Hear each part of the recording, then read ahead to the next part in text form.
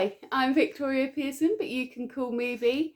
And it has been a bit of a miserable start to the spring, hasn't it? It has been cold, it has been grey, it has been raining. And although we have had some spring flowers, I am struggling to shake off my winter blues and winter slump.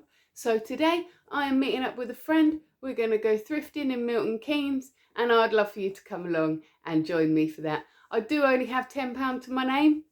That's why we're hitting the charity shops, okay? Why don't you come along with me, and then afterwards I'll show you my haul.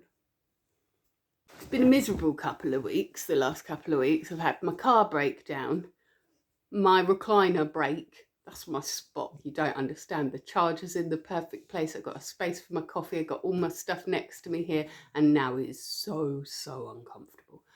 Okay, my new car that also broke. Well, it didn't break as such, but the engine light came on. I wasn't very happy about that. I'm not sure I entirely trust it now. That's what happens when you buy cheap old cars. But it is cute. I do like it. And so to cheer myself up today, me and my friend, we're going to hit the charity shops. For you Americans who want to make it sound trendy, we're going thrifting. We're going to the Will and Hospice charity shop, which is a big one in Milton Keynes. Back when I was a very young person, it was a cinema there called The Point. It's like this cool pyramid building, but I haven't been in it since they changed it to a charity shop. My daughters have been, and they said I'm going to really love it. So we'll go for a browse. And we might only go for a browse because I have got like a tenner to my name, and I can't really afford to be spending that this week, but sometimes you just got to do these things, don't you? So we're going to go there with my tenner. We're going to see if there's anything worth getting. If there is, I might get something to make something with later. So yeah, we are going to go there. We're going to see if we can find something to craft with, or a little something to cheer up the house, or just, you know, a nice new cardigan, new top, something like that. And we love going to the charity shops because firstly, it's affordable. And if you want a little pick-me-up and you haven't got any money, spending £1 in a charity shop, it's something. But you're also then not contributing to, you know, the fast fashion, the endless production of cheap crap, because you're reusing something, yeah?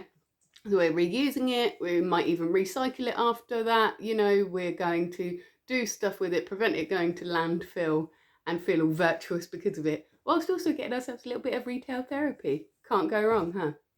Come on, let's go and get in the car.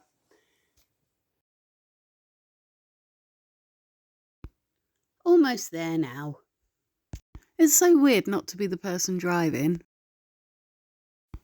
And just through the trees there, we can see the point, that little pyramid. That is where we're heading to today.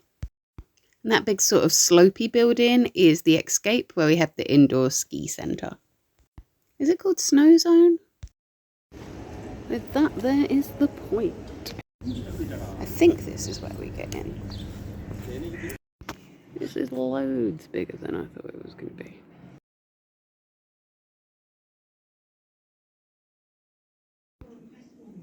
I'm kind of looking for a mug for my husband, but I don't think any of these suit him. I have no idea what these are for, but they're cute.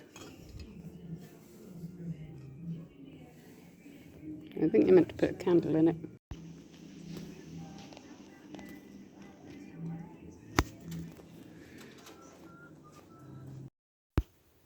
I am pretty sure that's very bad for your digestive system.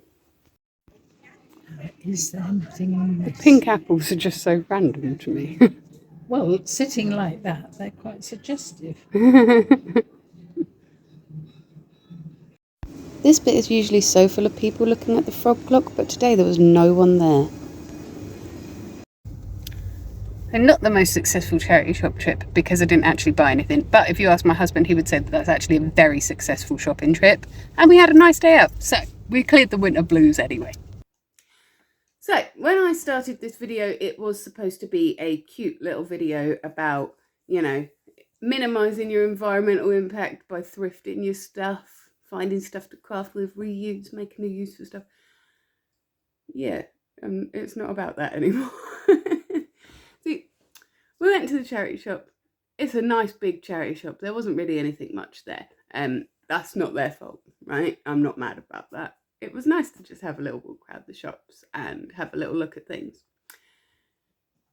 Now, my friend that I was with is due to have a knee operation in a couple of months' time. And so as a result, she is walking with a stick. She's walking quite slowly and it is quite painful for her to walk. I had always thought that Milton Keynes Centre was actually fairly accessible because they've got these big sort of push buttons down low by the doors that you can reach from a sitting position, touch to open the doors. There's quite a few accessible toilets about, or so I thought. And, you know, the doorways are quite wide. Most things are on one level, but there's lifts and escalators and things to get to the other levels.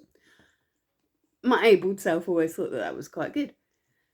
Having gone round there with somebody that is struggling to walk at the moment, I've just realised how inaccessible it all is. It is awful. We went into the charity shop, which was in a separate building from the rest of the shopping centre. This pyramid building right here. And to get into there, you have to go down a considerable amount of steep steps anyway. And it took my friend quite a while to get down there. And then when we get down there, we ask if there's a toilet. And the shop assistant said yes, and then just stood there. And so we said, well, where is it? And she sort of pointed to the corner. And we went and searched around, and eventually we found the doors to the toilets hidden behind a freestanding poster. And every single toilet was out of order and locked up. And so that meant that my friend then had to climb up several sets of stairs, cross a busy road, go into the main centre, walk along the main centre, go up the escalator to get to the nearest toilet. And when we got there, you still had 6 or 7 steps that you had to walk up to get to the toilet. So although it looks kind of accessible on the surface because you're like, oh yeah, there's a lift to go up to the toilet, it's no good if you can't manage the steps. I was not very impressed with that at all, to be honest. There was at least not very many people around. Cost of living crisis is clearly biting. In fact, it was so empty that I had started to think maybe town had been evacuated or something and we just hadn't heard about it.